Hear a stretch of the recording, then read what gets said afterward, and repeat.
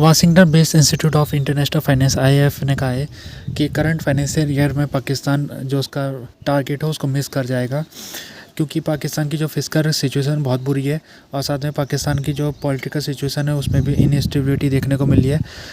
पाकिस्तान कर्जा वो लेते जा रहा है, लेकिन उस कर्जे को चुकाने की जो कैपेसिटी है पाकिस्तान में नहीं है, जिस कारण उसका फिस्कल डेफिसिट 2009 में जो जीडीपी का 55% था अब 79% बढ़ चुका है। इसके अलावा इसने दूसरा ये कहा है कि पाकिस्तान जो रेवेन्यू उसका टारगेट है उसको भी मिस कर दिया उसने, और सिग्निफिकेंट अमाउंट से मिस किया है। यानी कि जो पाकिस्तान सरकार जो उम्मीद जता रही थी कि उसको इतना रेवेन्यू इस साल मिलेगा, उतना नहीं मिल पाया। तीसरा, जो पॉलिटिक्स है वो काफ़ी ज़्यादा इस समय इनस्टेबल है पाकिस्तान में। जैसे कि पाकिस्तान में इलेक्शन जब हुए थे तो उसके बाद इंटरनेट सस्पेंड कर दिया गया था कुछ समय के लिए।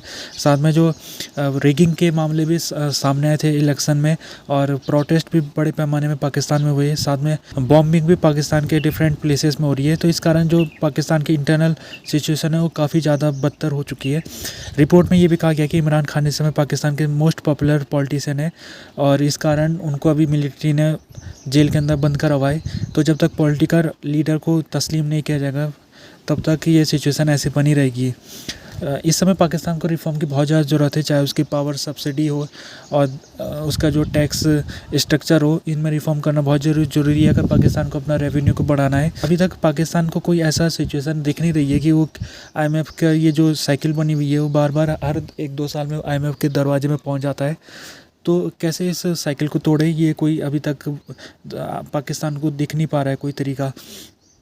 पाकिस्तान में जो फर्स्ट क्वार्टर जो इस साल का 24 का है उसमें वायलेंस बढ़ चुका है। 432 वायलेंस के कारण मौतें हुई है, 370 सिविलियन सिक्योरिटी पर्सनल और मिलिटेंट घायल हुए हैं, और 245 इंसिडेंट टेरर अटैक के सामने आए इस क्वार्टर में। और जो ज़्यादातर हमले हुए वो पाकिस्तान के 2 प्रोविंसेस खैबर पख्तूनख्वा और बलूचिस्तान में सामने आए। ये दोनों प्रोविंसेस अफ़गानिस्तान की बॉर्डर को टच करते हैं, और इन 2 प्रोविंसेस को अगर मिला के देखें तो 92% जो मौत हुई है इस क्वार्टर में इन 2 प्रोविंसेस में हुई है। खैबर पख्तूनख्वा नंबर 1 पोजीशन में 51% लेकर, जबकि जो बलूचिस्तान है 41% लेकर दूसरे स्थान पर है। जो मिलिटेंट ग्रुप्स है जिन्होंने हमले की जिम्मेदारी ली है उसमें टीटीपी शामिल है, और इसके अलावा एक नया ग्रुप है जिसका नाम है जबहत अंसार अल महदी खुरासन JMK, जो गुल बहादुर ग्रुप का एक एफिलिएटेड है। इसने पिछले दिनों पाकिस्तान के ऊपर एक टेररिस्ट हमला किया था जिसमें पाकिस्तान के 7 जवान मारे गए थे। ये जो रिपोर्ट आई है centre for research and studies CRSS द्वारा रिपोर्ट पब्लिश की गई है। पीटीआई ने अनाउंस किया है कि सीनेट इलेक्शन का बाइकआउट करेगी। सिंध में भी इलेक्शन हो रहे हैं सीनेट के, जिसमें 12 सीटें के लिए चुनाव होगा, तो उसमें पीटीआई ने बाइकआउट करने का डिसीजन लिया है। और इन्होंने वजह ये बताई है कि जो इलेक्शन 8 फरवरी 8 के दिन हुए थे वो फेक इलेक्शन हुए थे, उसमें PPP को जानबूझ के जिताया गया था और हमारी सीटों को घटाया गया था। और साथ में उसने ये भी कहा है कि अभी भी हमारे जो लीडर है सिंध में उनको परेशान किया जा रहा है। जैसे कि अभी जो NA 207 के लिए चुनाव हो रहा था वहाँ पर बाई इलेक्शन, वहाँ पर आसिफा भुट्टो जरदारी जो कि PPP पार्टी से यहाँ से चुनाव लड़ रही थी, उनके खिलाफ कोई भी कैंडिडेट को खड़ा होने नहीं दिया गया। पीटीआई एक कैंडिडेट खड़ा कर रही थी लेकिन उस कैंडिडेट को किडनैप कर लिया गया, जिस कारण आसिफा भुट्टो जरदारी अनअपोज ये सीट जीत गई। तो पीटीआई का कहना है कि हमारी इस सीट से लड़ना चाहते थे लेकिन हमको लड़ने नहीं दिया गया। तो ये बात बताता है कि जो PPP है पूरा यहाँ पर तानाशाही से शासन कर रही है और हम इस आने वाले इलेक्शन में पार्टिसिपेट नहीं करेंगे।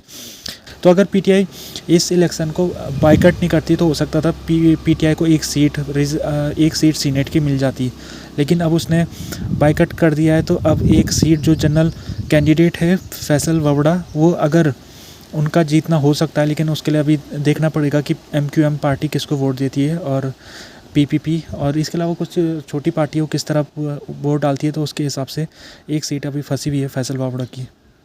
बाकी की जो 10 सीट है वो PPP जीत जाएगी, वो पक्का है, और एक सीट MQMP जीत जाएगी। सिंध गवर्नमेंट ने अनाउंस किया कि वो एक बिग ऑपरेशन चलाएगी रेवेडेन एरिया में। रेवेडेन एरिया है चंबल की घाटी, जैसे सुना होगा आपने, वैसे ही एक सिंध में एक घाटी है जहाँ पर पिछले 1-2 साल से वहाँ पर जो चोर डकैत है वो काफ़ी पावरफुल हो गए। ये जो एरिया पड़ता है सुक्कुर और लड़काना में पड़ता है। यहाँ पर सिंध के होम मिनिस्टर ने कहा है कि ईद ख़त्म होने के बाद हम यहाँ पर ऑपरेशन चलाएँगे। और सिंध के जो चीफ मिनिस्टर हैं मुराद अली साहब, उन्होंने भी कहा है कि हम यहाँ पर पहले तो हम बातचीत करेंगे, इधर के जो ट्राइबल लोग हैं उनसे हम मामले को सुलझाने की कोशिश करेंगे, लेकिन अभी भी फिर भी मामला सुलझा नहीं जाएगा तो फिर हम यहाँ पर रेंजर और पाकिस्तान फ़ौज के साथ मिलके इधर कोलैबोरेशन करके इधर सफाई करेंगे इन सभी डकैतों का। तो ये डकैत पिछले कुछ सालों से चोरी और हमले कर रहे इधर के एरिया को, लोगों को नुकसान पहुंचा रहे, और इनके पास जो वेपन है वो भी बहुत एडवांस वेपन है। तो पाकिस्तान में पहली बार नहीं हो रहा है जब ये सिंध गवर्नमेंट पाकिस्तान सेना के साथ मिलकर ऑपरेशन चलाने की कोशिश कर रही है। इससे पहले भी 2023 में उन्होंने ऑपरेशन करने की कोशिश की थी, हालांकि उसे टाल दिया गया था। अब देखना होगा कि जो ईद के बाद का समय रखा गया है, क्या उस मौके में ये ऑपरेशन होता है इस एरिया में, नहीं होता है।